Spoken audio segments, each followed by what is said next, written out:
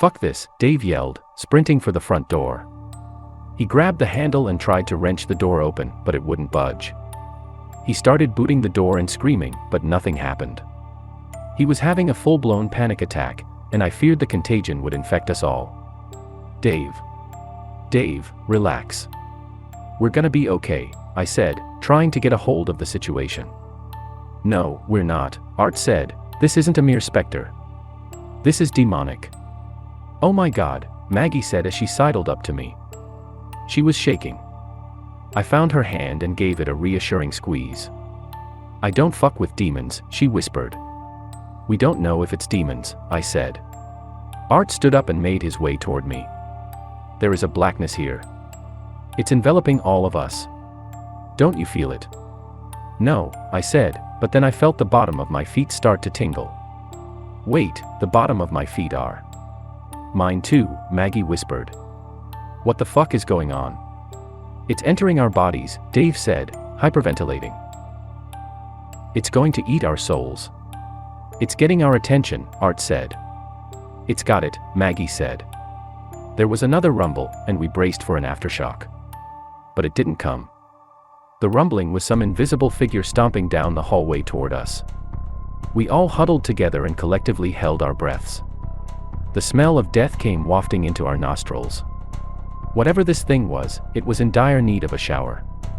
The unseen creature stopped in front of us and started to growl. Maggie's shaking was worse, but she still managed to record what was happening. I remember thinking, damn, I admire the commitment to the job. The creature roared in front of us, and we felt it. As the peak of the roar, the sound dropped away, and every door that led to the backyard flew open. The dark house was suddenly thrown into blinding daylight. We covered our eyes with our hands, trying to adjust without permanently ruining our vision. I pinched the bridge of my nose, opened my eyes, and let them adjust.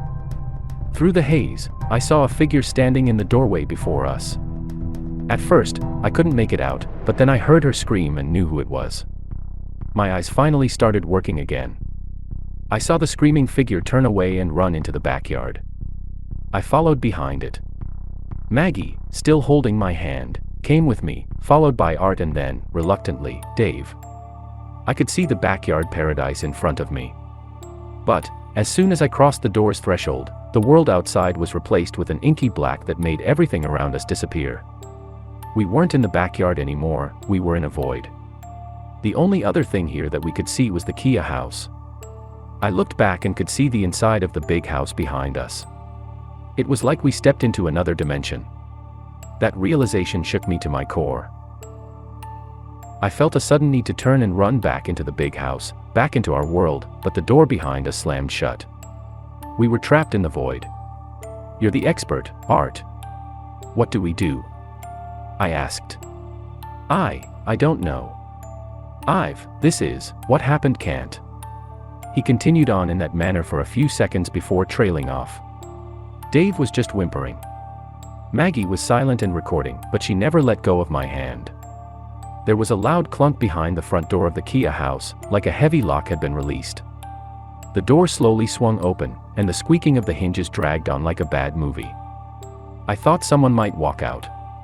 Instead, I saw the cloaked figure holding a candle just inside the house. Next to him was the screaming figure. It looked like a woman, but I couldn't be sure. I remember thinking, where was the woman in the white and yellow dress? "They're waiting for you," said a familiar voice behind me. I turned around and was stunned to see Marcia standing in the big house's now open doorway. "Marcia?" I asked as if my eyes were lying to me. "How are you here? Aren't you supposed to be with your mom?" "My mother died years ago," she said, walking past our group of gawking onlookers. "She was murdered and her land stolen from her." "What?" I said, utterly confused. She grinned at me. "There never was a Marcia, John. Zombie snails." Fuck, Art was right. As she strode from the big house, the door slammed behind her. I heard dozens of locks snap into place. We were stuck now. "This can't be possible," I said. "And yet, it is," Marcia said. The years melted off her body with each step she took toward the Kia house. She was de-aging in front of our eyes. "Stranger, Her whole body changed. Marcia, the older white woman who hired me, was unraveling. Her skin was nothing more than a costume. By the time she stood on the porch of the Kia's house, Marcia, as I knew her, was gone. In her place stood a Hispanic woman in her early 20s. Her eyes were red with rage. "You're part of the Kia family," I said, putting words to all our thoughts. "You may have killed our bodies, but you've never been able to destroy our spirit," she hissed. "We didn't do anything to you," Dave yelled. "No, but you'll pay for what your ancestors did to us just the same." "John, what do we do?" Maggie whispered into my ear. I didn't have an answer, until I felt the rock in my pocket. I wrapped my hand around it and decided I had only one option. I was going to Nolan Ryan this fucker into Marcia's face. I reared back and hurled the stone as hard as I could. As it left my hand, it felt like the perfect throw. Every mechanic in my arm snapped the way it was supposed to, and the rock felt true as it left my hand. I didn't think it would kill her, but I thought it'd give us time to scramble away. Marcia raised her hand, and the rock stopped mid-air and fell into the darkness. "That's going to cost you," she said with a grin. "That's going to cost all of you." As she said that, her form changed again. She grew 3 feet in the blink of an eye. Her arms elongated like coils of cable. Those long ropey arms had blades jut out down her limbs like porcupine quills. Her hands ended in sharp, needle-like points. She unhinged her jaw, and the maw dropped 2 feet. Her teeth grew until they were nothing more than 6-inch razors. We were going to die. "If you let me go, I promise I'll give my housekeeper a raise," Dave whimpered. Just then, Art moved in front of us all. Even though he was long and lanky, he looked like a child next to this monster. But his face was resolute and confident. Any doubts he expressed earlier vanished.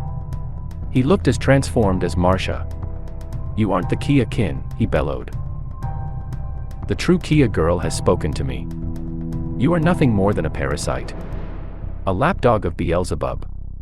I call down the power of God above to strike you down where you stand." Nothing happened. Marcia started laughing. It boomed all around us. I squeezed Maggie's hand, and she squeezed back. I wanted to die knowing someone cared about me. I wanted her to know I cared about her, too. Art raised his hands and uttered something in a tongue I didn't know. A shaft of bright white light came crashing down around Marcia like Zeus had tossed a thunderbolt. She screamed in pain. Art turned to us, his face racked in pained concentration, and yelled, "Run!" I looked back and heard the locks on the door back into the big house unlocking. The door swung open, and I locked eyes with the woman in the white and yellow dress.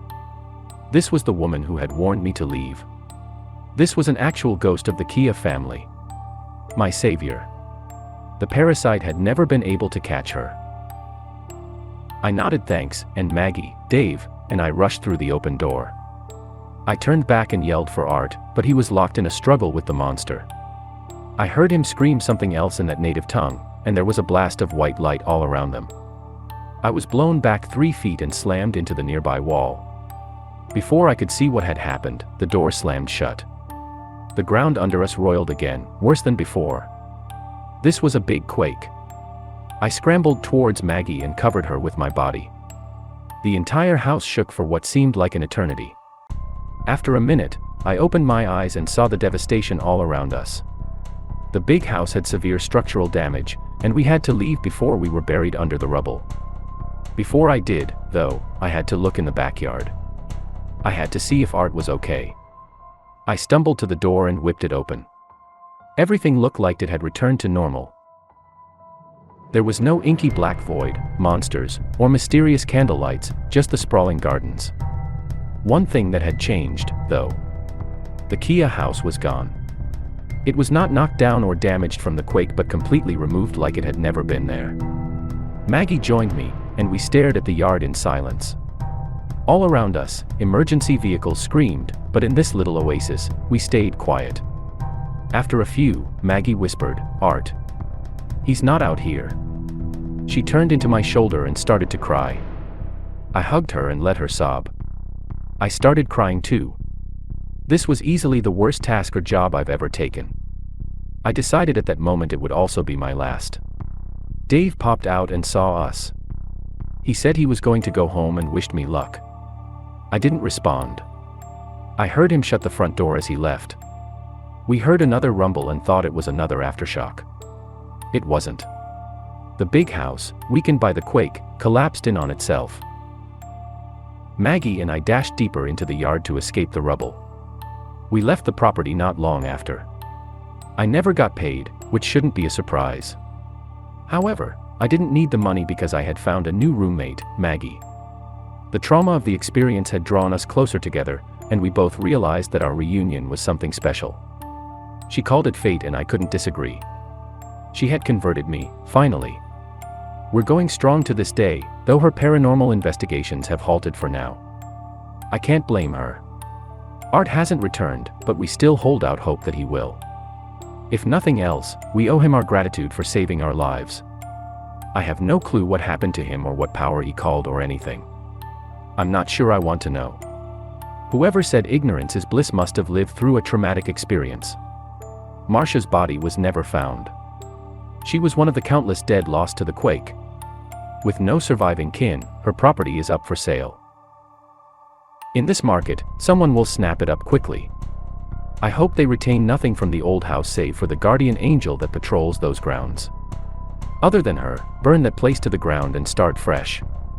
A few days later, Maggie and I were lounging on the couch when she remembered she had taken footage of the whole encounter.